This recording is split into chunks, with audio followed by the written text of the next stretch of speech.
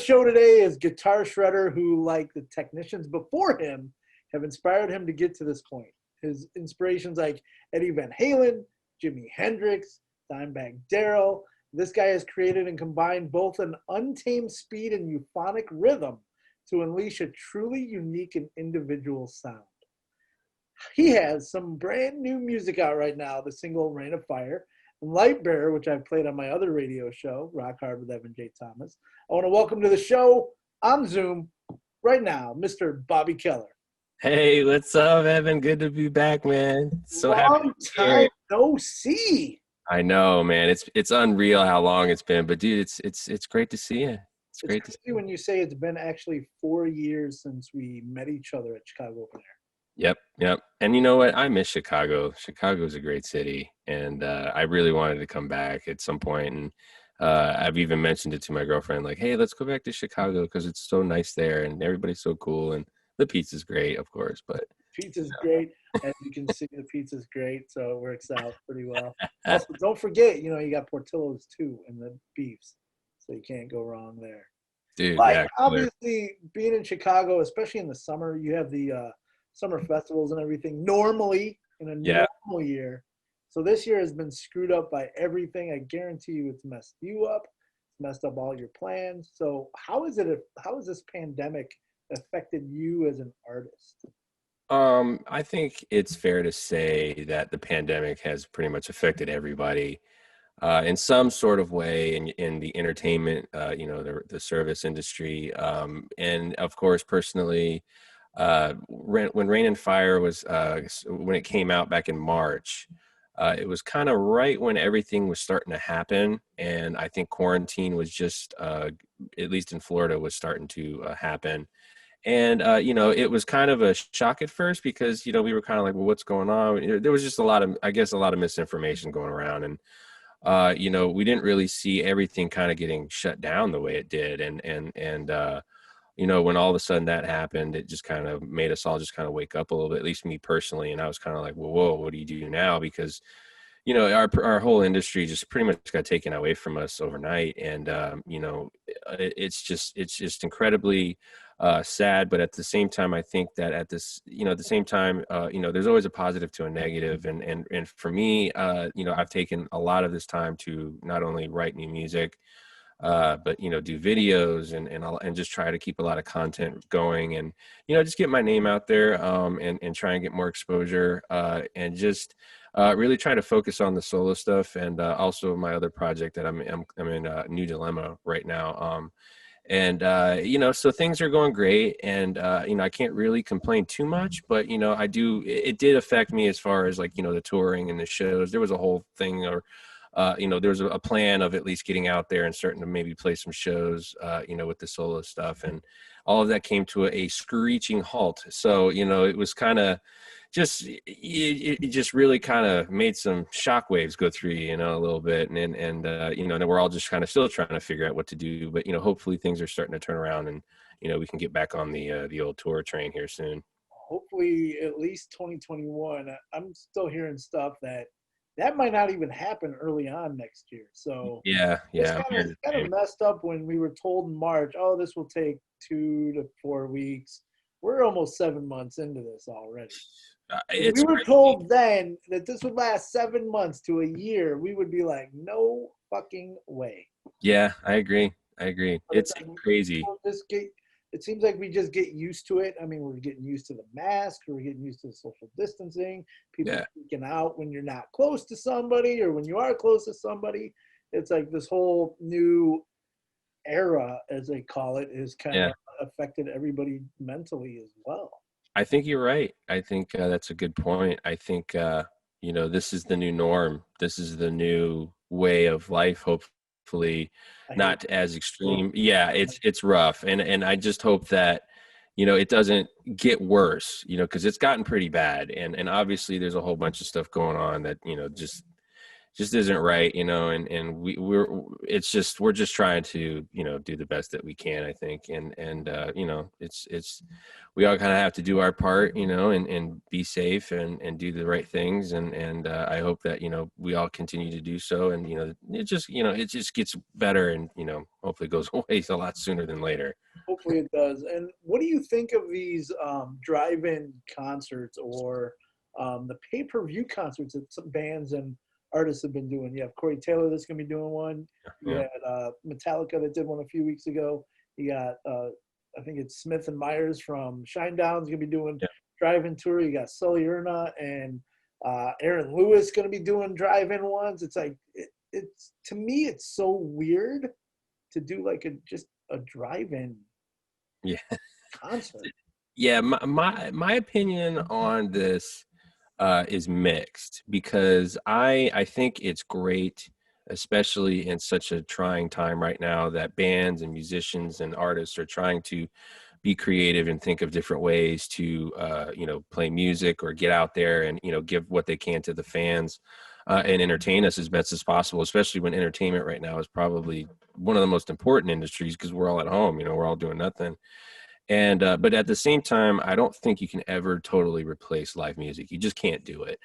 And no matter what you do, you're just not going to get that same feeling or vibe or whatever you want to call it, when your favorite band's on stage and the lights are going all crazy and they're playing your favorite song and you're standing amongst, 20,000, 30,000, maybe even 100 people, maybe even 20 people. It doesn't even matter.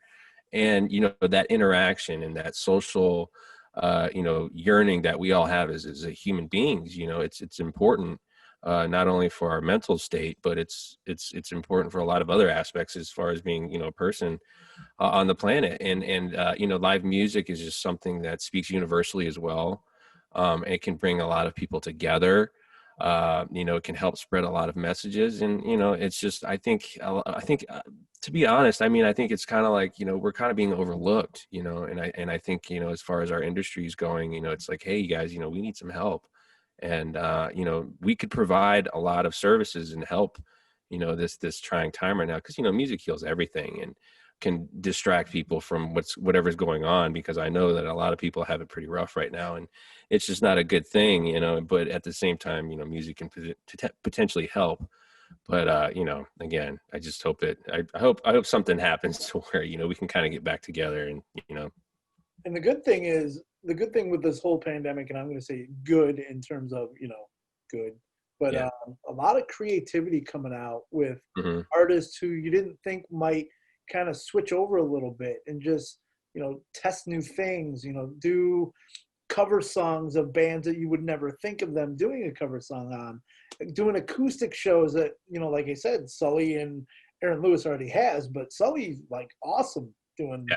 Yeah. No, you're right. stuff. But You're it's totally right. pretty cool that a lot of these bands, and then they're doing the live stuff on Facebook or social media, where they're doing little shows for people weekly or monthly or whatever they're doing. But I Yeah. love that the whole pandemic has kind of brought out a little bit of creativity through social media as well. I agree. I agree. I think, social media plays such an important role in all of our lives, especially being in, the music industry and being an artist, trying to get your name out there and, spread the word and, do stuff like that. So, it is interesting to see how creative a lot of bands and artists are getting. And I think that's really cool, because moving forward, with everything hopefully coming back, I think that it will only bring different avenues now for music. You know what I mean? So like maybe a band doesn't tour as much, but they are still able to get out there and play these live streams or whatever the case may be.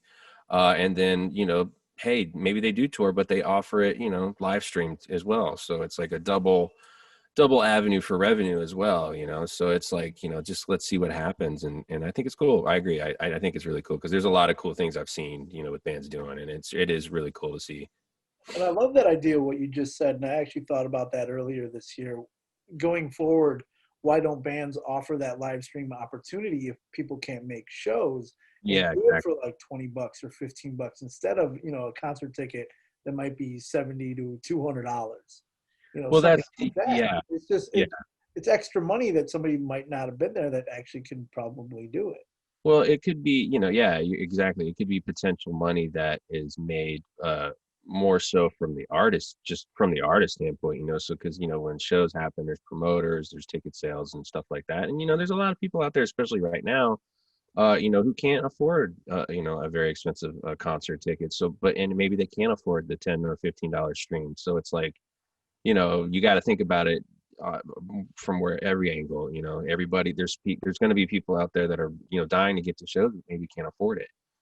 So, it's something that, as musicians, you can make sure your fans are seeing what they want to see and getting what they want to see. So I think in a way too, this is going to give a lot more bands and labels or whatever the case may be. It's going to give them more control and more content. They're going to have their hands in a lot more things. So we'll just see how it goes. But I think that's kind of the way it's going, honestly. See how it goes for sure. I mean, we got a few months to play with it. I mean, you can't be doing outdoor shows all the time up in the Midwest anyway. So. Oh yeah, exactly. Or Florida. I mean, you can, but you can certain die. times. Exactly. So I'm going to switch gears here and let's talk about your solo project. Yeah. Yes. So you, like I said, you kind of came out with the new music earlier this year. You had Rain of Fire, and then recently Light Bearer. Yes. You joined forces with a friend of yours. Yes, I did. Ben Johnson. Yep, Ben Johnson.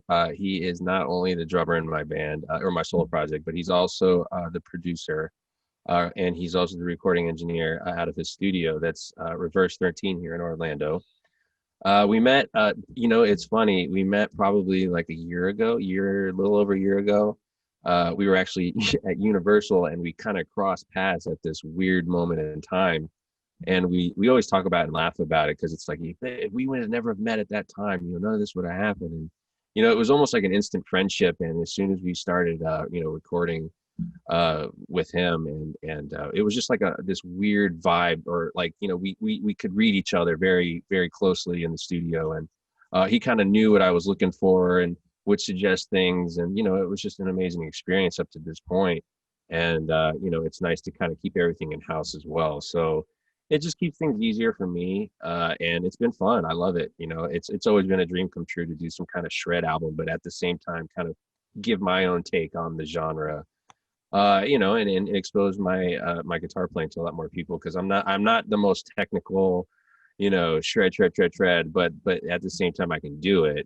But do I like doing it? I'd rather make songs that people can remember, or take lead lines that, are more melodic in a sense, and he kind of make it that way in a sense. But it's been fun so far, I won't lie.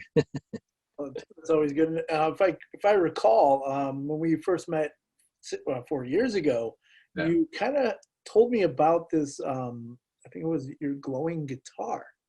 Now you're actually using it Yeah, it all came. the time. So talk to me about how that all came about with your sponsors. Oh yeah, of course. So I'm endorsed with ESP guitars, AMG pickups, and a ton of others. And ESP is one of the best guitar companies in the world, because they're really not afraid to do anything. You kind of ask them. And it was a weird situation, because I was actually filling in with a band, a black metal band actually, from Jacksonville. And I had a guitar with me in the dressing room, and the dressing room was completely black lights. There was no regular light. And for whatever reason, my guitar was reacting with the light, and it just kind of gave it a different color. And I was like, oh man, wait, that would be a really cool idea. Like, glow in the dark. No one's ever really kind of done that. I'm not claiming to be the first one, but it's like, let's see what they say. So I messaged them. I'm like, hey guys, I kind of have this wacky idea. What do you guys think? And they're like, oh, we freaking love it. And at the time, my artist rep, his name is Chris Canella, and he's actually with Dean Guitars now, but he's also a guitar player on Dia's side. And it's just amazing that he helped me make that. And then it was made in Japan at the custom shop, and then it got back to me like after I met you. It came in probably about 4 months, 5 months late, I think, after I met you. And then they knocked that out of the park. I mean, they painted it with some kind of radioactive glow in the dark paint, because it's so bright, and they killed it. And they made me a second one. that's basically all glow in the dark paint, which is really cool. But that one's even brighter, and it's just really cool. And I'm kind of trying to make it my thing, and so far so good. So we'll see. Well, as cool as that would be on stage for a photographer like me, that would probably be a fucking nightmare to try to photograph you It's because tough. It's your tough. I top know. would be like blah, just blown up, and you can be able to see it. Your face might be different colors. Who knows? But Well, it's a it's hard for me cool because look. I thought it was a great idea, and all of a sudden I'm like, oh my god, it's so bright myself. I can't even See, like that. exactly. So, that's great that you have all that with your. I mean, how do you even get or go about getting sponsors? I mean, do you seek them out, or they find you, or how does that work? Tell somebody in the business who has never done that how they. My best advice with that, especially nowadays, is you have to remember that you are going to be representing a company, right? So you have to kind of look at it like, hey, you know what? What do I bring to the table? Yes, there's the company, they offer the gear or whatever you're looking for to potentially help you, but what are you going to give them in return? So, a lot of endorsements aren't usually free instruments or free pieces of gear right away. It's usually a relationship that's built over time, something like that. And a lot of people have to just realize, you wouldn't like it if somebody came up to you and just asked you out of the blue, hey man, can I get some of your shoes? Or, hey, can I get some of your shirts that you have at your house? And you're just like, wait, what? I don't know you. So, What is like early on, let me kind of ask this: do they you kind of seek people out, maybe get discounts first Yeah. or something like that to at least promote their product? Yeah. I mean, the thing is, I would say, yeah, if there's a certain product you like or a company that you are a fan of or whatever the case may be, definitely go after them. What the worst that anything could happen is no, and if it's a no, maybe it's not a yes at that moment. It could be a yes down the road. You kind of have to prove yourself. And that's where I was kind of saying, it's like, what do you offer? As an artist to a company, because at the same time, you're going to be promoting and giving all of your intention and energy into what you're doing with them. So it's kind of that's kind of my advice, is just be aware of the double side of things, and the more that you can offer and you feel like you can offer, present it in a good way, or seek them out, say, hey, I'd like to meet you or talk to you, and just kind of try and build a relationship, and that's my best advice, And really. obviously, the music goes a long way. And Hours yeah, go a long way. yeah, You know, yeah. you can't just be a regular. Well, I mean, I guess you can be. You can be like a regular, like just you play little dive bars here and there. You can possibly get sponsored. Don't know how often that happens, but I'm Hey, just you can saying most never likely say it's never. people. Yeah, probably not too much, but it probably But yeah, no, of there's course. You an never could. opportunity. Like you said, the worst they could say is no. I Yeah. mean, it, keep working hard and keep trying to get at it. So I want to talk a little bit about some of your touring history. You were with a Mhm. band earlier on. Obviously, now you're doing your solo project, but you've toured with bands like Hell Yeah, Gojira, Nonpoint, Avatar, which you and I talked about before this, and Yeah. many more. What have you learned from those bands while being on tour? Man, I'll tell you what, starting out and touring for your first time is a huge eye-opening experience. And, a lot of people don't realize that it's a lot of hard work, and it can be very exhausting, and you're always constantly worrying about whatever that could possibly happen. We had a trailer that caught on fire in Lancaster when we were on tour with Avatar, and that was a whole fiasco. But yet we still got to the show on time, had all our gear, we were okay, and we made it through. And it's and I bring up Avatar because I think with that tour, it was one of the best tours I've ever been a part of.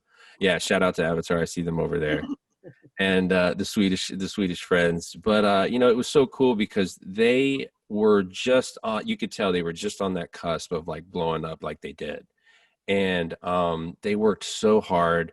They didn't drink, they didn't party, during the week. I think it was like they said they only allowed themselves like one night a week to kind of let loose, and I mean like have a beer or two, like that was it. And they were super professional. Every show they never let up. They didn't act tired. It didn't matter. They were there and they just blew shit up every single night, for lack of a better word. And you know, they were relentless, and they kind of showed us like, you know, hey, like this is how you do it, and this is how you become successful, and this is the right things to do, not all the other stuff that a lot of people think goes on, because, you know, I've seen that on tour with certain bands. We've got some trap stories that are pretty crazy. Oh man. Oh yeah. So it's like, you know, and some of the crazy stories were in Chicago, believe it or not. But like, at least Illinois, the area. But it was just, you know, it was a great experience, and I know I'm forever grateful for being a part of that tour, because it was really cool to be with those guys. And we, you know, I saw them at Chicago Open Air, and they remembered me, which was cool. So I was like, all right, yeah, that's sweet. And you know, I just wish them the best of luck, because they've done nothing but just go up, and they're killing it. So shout out to them for sure. That new album that they have out with Colossus is Crushing, sick as fuck. So it's awesome. dude, crushing. So I do have to ask this too. Was there anyone from any one of those tours that gave you advice that still stick with you right now? You know what? I think when we did the show with Gojira, that was in Orlando. They were on tour with Mastodon, and it was an amazing show. It was called the Kink Festival. It was a giant festival here at the fairgrounds.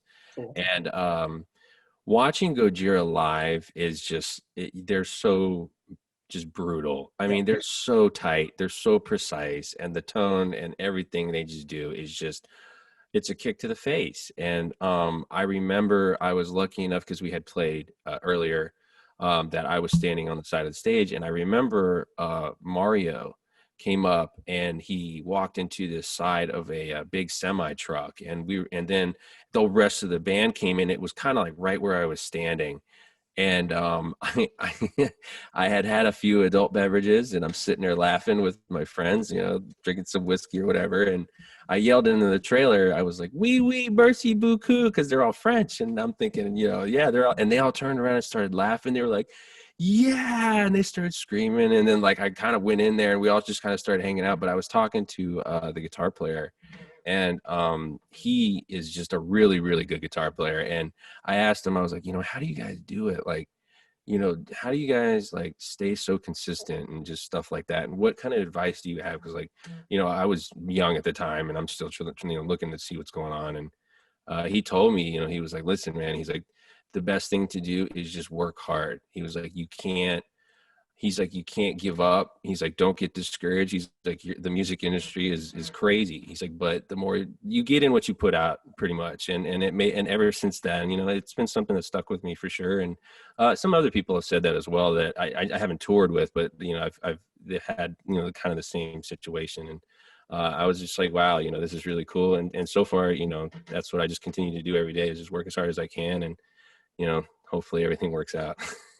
And not just music, but that's any industry. Just work. Yeah, it's great life advice for sure. Absolutely. You know, the harder you work, the more people see it, and then, you know, hopefully you get opportunities that might beat somebody out that didn't work as hard. Yeah.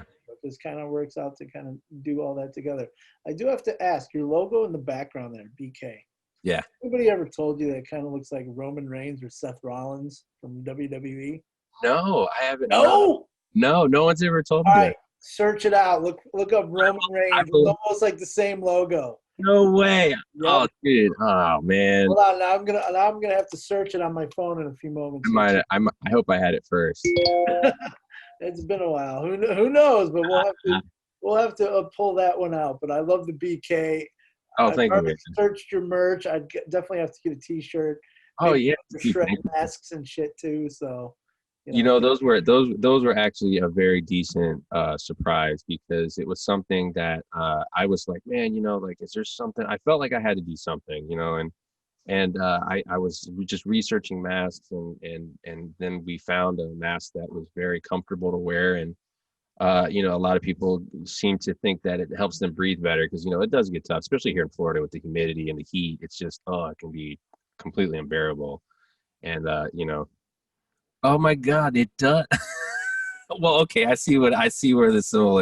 All right, the Seth Rollins one looks more like yours than Roman Reigns, but it's just funny, and That's cool. Similar. Hey, So great minds think alike, I guess. all of a sudden I typed in Seth Rollins, it came up his picture. I got to do logo first. All right, here we go. Let's see. Okay, yours is definitely different, but his, if you can kind of see this, it's a little fucking bright. My God. Okay, yeah, I see what you're saying. So the S, yeah, okay. So I that, do, I do. No, yeah, it's a cool idea because I was playing with the when I was love it. making it, I was like, oh, I was like, I kind of like the way like the K is the B. It's Mhm. just missing those little spots, and that's what kind of sparked it with me. And I was like, oh, because I like, I also like Greek or not Greek. I'm sorry, Viking like or Norse like mythology, and I have this falconet tattooed right here on my arm, and some of those triangles is kind of the idea. It's like the never ending. You know, everything kind of has a reaction, and you know that kind of thing. Intermixes with each other. Exactly, exactly. So that's kind of where that came from too. So we're just about into October, and you and I were discussing this before. Coming up on Halloween season, my Best time of favorite the year. holiday of the year. Best time So, of the year. how has Halloween or just horror movies in general kind of influenced you on your music and your look? Oh man, see, horror movies, horror as a whole is a huge part of who I am, and I don't know if you knew this, but I had a huge monster collection in my house. Like I had posters and life size figures and movie props and toys from like the 60s all the way up to the 90s and now today. And I've been a huge horror movie fan since I was little. I read all of the famous Monsters of Filmland magazines, all the comic books. I have horror tattoos all over my legs.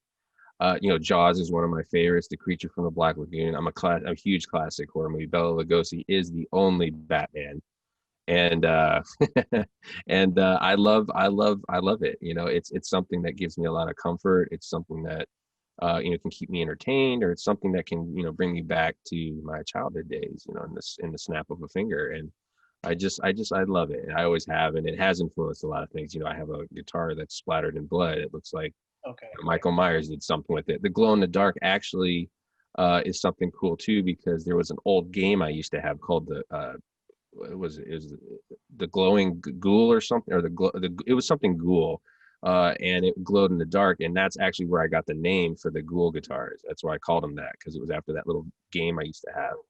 And yeah, to this day I'm still a nut. You know, me and my girlfriend will watch all kind of or I force her to watch all these horror I mean, movies.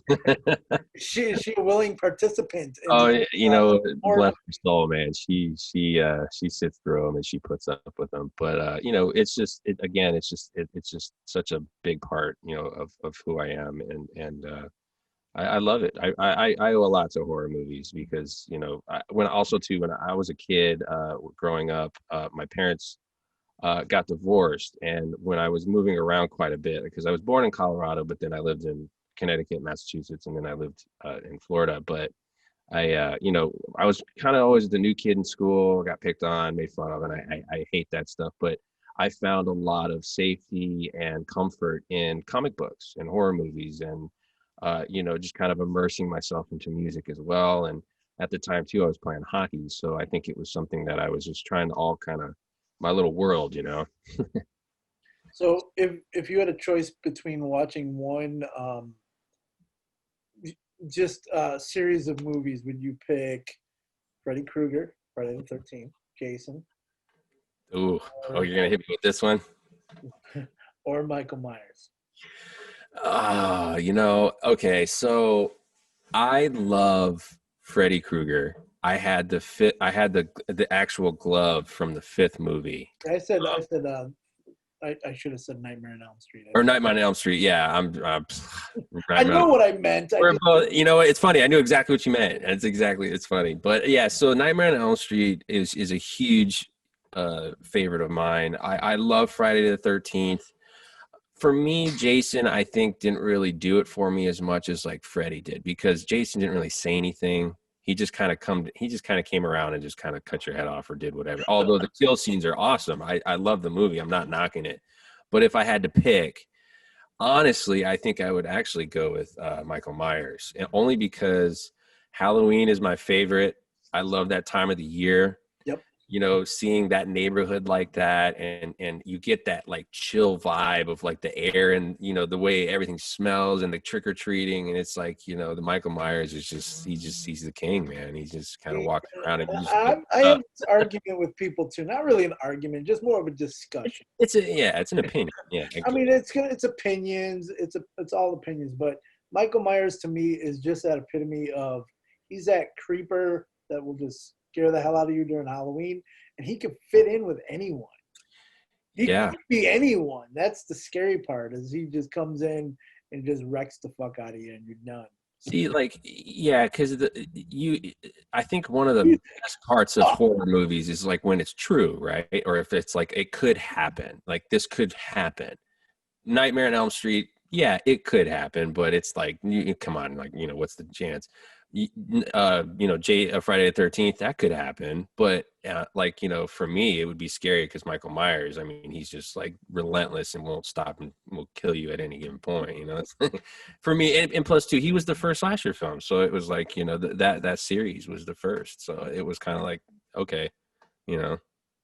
And do you search out new horror movies on like Netflix or Hulu or anything like that? All the time, Oh, especially on Shudder, which is I've like the been horror finding movie Netflix. shit ones lately. So There, I love trying to find new movies. I'm always looking for new movies to watch, but at the same time, for me, it's really hard to impress me now. Like yeah, yeah. you have to really do something because everything's kind of been done. And for whatever reason, the movies, I think the more recent movies are just kind of like, it's more of a blood fest. You know what I mean? It's not, it's like, oh, who can throw the most blood and guts and just kind of forget the story and, all the other aspects that make it. I like the story ones where it kind of is a mental game, Absolutely. stuff like that. Like Saw is a really good newer version. I Yeah. saw one the other night, which I do not watch it. 13 Sins. Oh, yeah. Yeah. God, it was so cliche. I'm like, this can't happen. This wouldn't happen like ever. It was, I don't know. My lady friend fell asleep during it, so it was one of those where it was like, oh well, I guess we should have done Eli or something like that, which I I haven't. hear you. Yeah. But yeah, it's always fun trying to find new ones, but most of the time they're duds. Yeah, I haven't, I can't, because I had somebody ask me the same question or similar question not too long ago, and we were just kind of just talking and shooting the shit, and I was like, in modern, like I brought up Saw because that was a game changer, Mm-hmm. and I think some movies like The Conjuring and stuff like that are great, but they just don't have what they used to have, and maybe that's just us and how we view the horror movies because that's what we grew up on. But I think it's just you can't mess with the classics, man. Yeah, well, that's the thing. The classics are the ones that started it all. So when you've already seen Halloween and Friday the 13th, Yeah, exactly. Jason, you've already seen it all. So like you said, and even like I love Texas Chainsaw Massacre. Oh, same. So and When we toured through Texas, I saw so many houses that looked like scary like that, and I was like, "This is where that shit that could happens, man. happen This is too. where that." That's one of those that you were saying. Yeah, yeah. That could happen. I mean, there's just, and then the fact that they keep trying to do remakes of the original 6 times. To me, that's just like that tells me that everybody's out of ideas, and no one has anything fresh. And I do actually take back some of what I said. I did see a movie.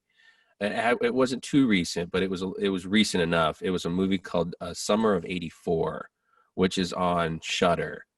Okay. Uh, if you haven't seen it, check it out. It's actually a very decent movie, and the way they did it and the idea behind of what was going on.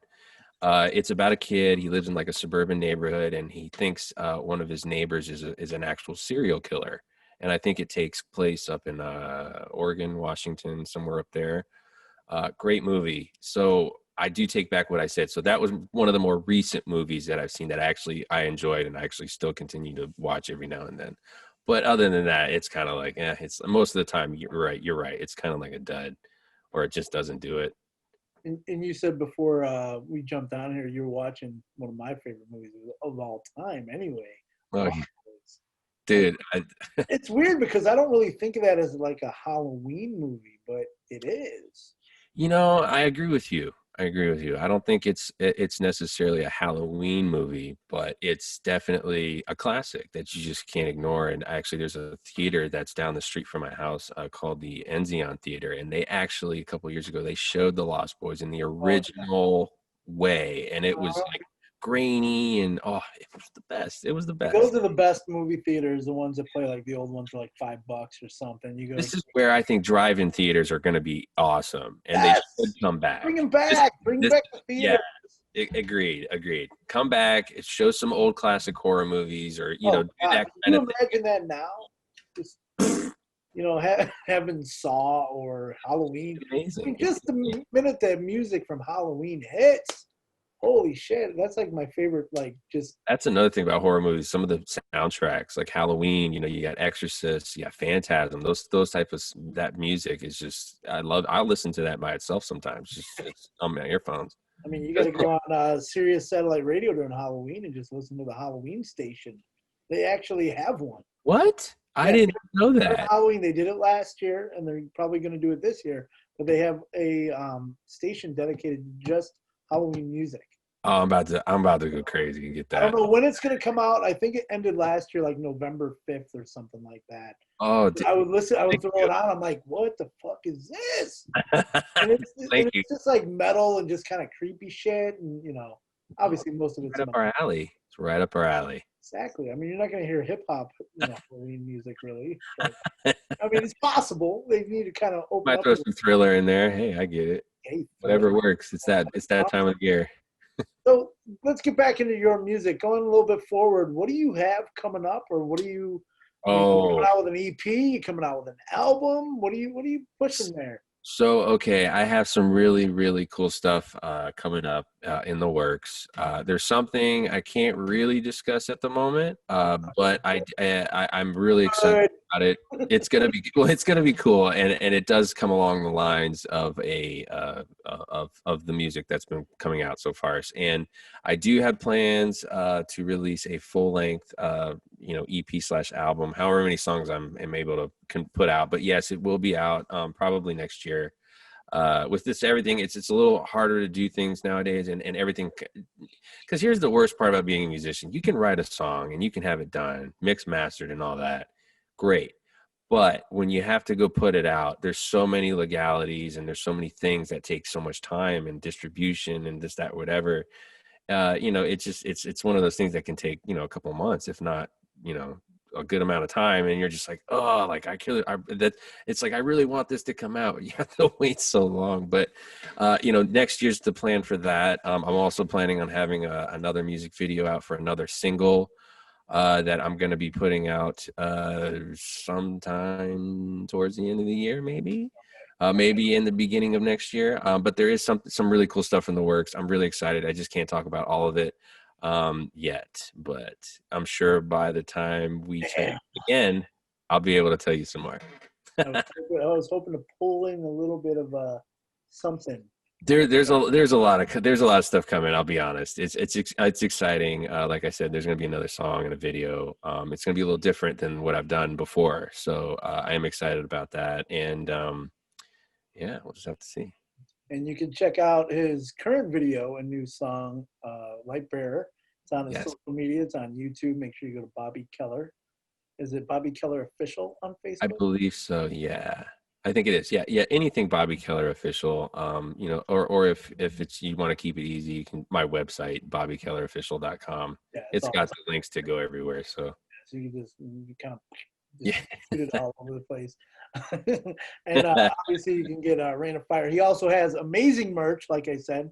Go to Bobby Keller's website and you can get the logo t-shirt, which I need to purchase probably sometime this week. I got you, man. I want to get that shredded mask too. There you go. You got to come up with some Halloween themed masks now, man. There's so many things I wanted to do for Halloween. It's just so hard. Coming up so quick. I know it's coming up so quick, and that's why I'm having such an issue because everything takes so long.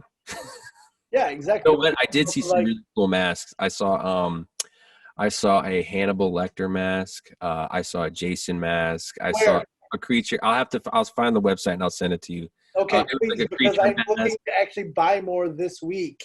Dude, I got you. I'll send you the link because it was like, oh my God, this place is so cool because they had the funniest freaking masks. And I was like, oh my God. Like I've seen, I think Chewbacca.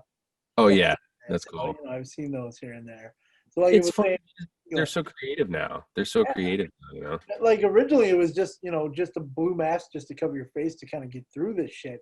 Now it's like it's part of your look. It's a fashion statement. So yeah, I mean I got my badass production one. I got my badass one with the what do I call it? The pandemic gas mask. Yeah. So that works out. There you go. So like I said, make sure you're following Bobby all over the socials. Thank you, guys. Everywhere. You got him on, and hopefully we'll be hearing some new music. And any last words? I mean, we've been talking for almost an hour. I can keep going.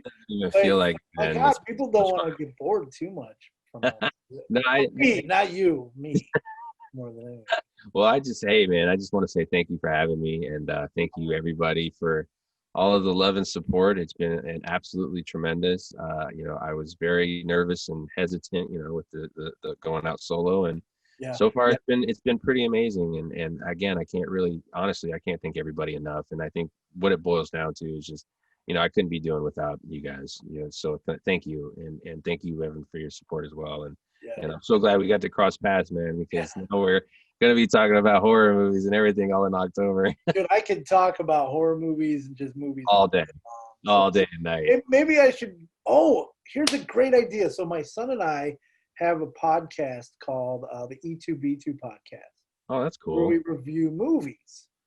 So maybe I can get you on as like a guest appearance. Oh, dude, anytime you need me, I'm there. And he can jump on and kind of shoot the shit on like a newer movie that's coming out. I would love to do that. I love talking about. I know he'd like that too because he's 15, I'm 45, so dude, that's awesome. It's kind of cool doing this stuff with like people. So hey, I think it's like I said, it's cool. It's cool. It's a way to connect with people and bring a lot of attention or like everybody's favorite things to do. It's like we make these little groups and niche, whatever you want to call it. But it's cool, man. Yeah. Love that. So, like I said, make sure you're following Bobby all over the place. I can't wait to hear some more new music coming up later this year. Like I said, just, hopefully you stick and listen to the Badass Podcast again. This is going to be my first episode, and I think since March. Oh, there you go. So you're the I'm honored, man. Back, and obviously weekly you can listen to the Rock Hard with Evan J. Thomas show on badassproductions1.com and Rock 98.8 in Jacksonville, Florida. So you can actually listen to it there. So, Bobby. I love those guys. I love it. Nice seeing you again, man. I mean, it's been a while. When you get out to Chicago, definitely message me. We're going out for pizza, and we got to go see the Jordan statue. We can do both. Because I want to see it. So 10 minutes, we can do both. So, dude, I'm down. Okay, I'm we down. can get all that together. And then hopefully at the time, hit a show right after that, too. So. Oh, man. See, because like one of my dreams was to play at Reggie's. I love Reggie's up there. That place's sound is amazing. Yeah, I've heard. I love that place. And what's that burger? The metal burger place. I didn't get a chance to go there. Kuma's Corner. Kuma's Corner. Yeah, I've everybody in the world has told me about that place, and I'm just awesome burgers, man. Have you ever been to the one in California? I have not. It's similar, but I heard that Kuma's is better, so I'm like, oh, okay, I gotta try it. Kuma's the only one I haven't gone to the one in Chicago, but I went to the one in Vernon Hills. So oh shit. So, I haven't even been to the one in Schaumburg. There's 3 of them around here. So you got some shit to do when I get there, all right? So I hope you're remembering all this. Well, I'll start making a list of shit to take Bobby when he gets back to Chicago. Dude, so thank you so much again. And of course, obviously we'll be talking very soon. And hey, have a great fucking night, man. Dude, I love you, man. Thank you so much for having me. Rock on, dude.